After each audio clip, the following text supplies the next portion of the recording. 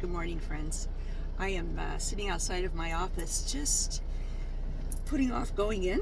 Have a busy day ahead. I wanted to share with you a couple of thoughts that unfortunately I deal with all too often, and it's just been kind of weighing heavy on me for a variety of reasons. I deal with people primarily at a time of great loss in their life. Loss as a result of death, or loss as the result of diminished capacities, as in the dementia, or in the loss of physical capabilities, where someone's no longer able to manage safely in their home and they need to downsize and move to an assisted living facility. And those are very challenging times to navigate for everybody. And it's a privilege for me to be there and to be of help. But I want to talk specifically about something that I see all too often that happens in families that I work with, and it's something that breaks my heart, and it weighs really heavily on me, and it can be avoided. And that's the issue of what I call unmanageable, unresolvable grief.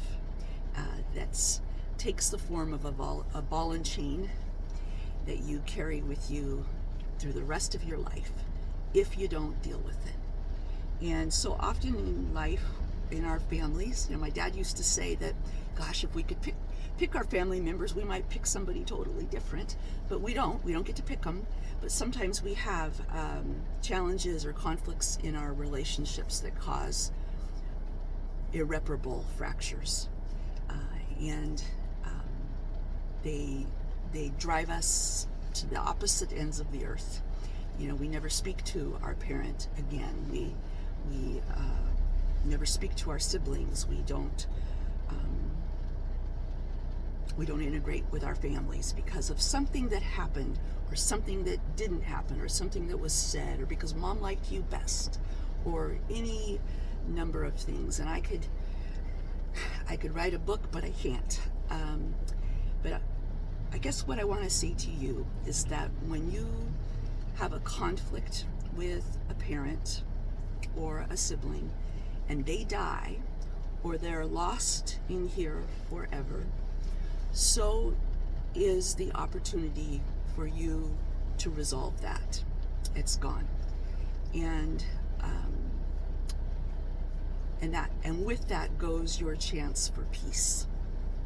There are extreme situations where it's just not safe. It's very deeply inadvisable to go back and reopen those wounds. I get that. And certainly in my previous background in working with people in addiction and recovery, I understand that. But if you get nothing out of what I have to say today, I hope you take this away with you into the weekend and think about it. I don't know when the last time you talked to your mom or dad, or your brother or sister. I don't know why you don't talk to them. I don't know what's going on. I don't know how many marriages there were, and who's a step and who's a half, and anything else. But when your mom or your dad dies, and you got to all come together and work together, and you can't, it is catastrophic.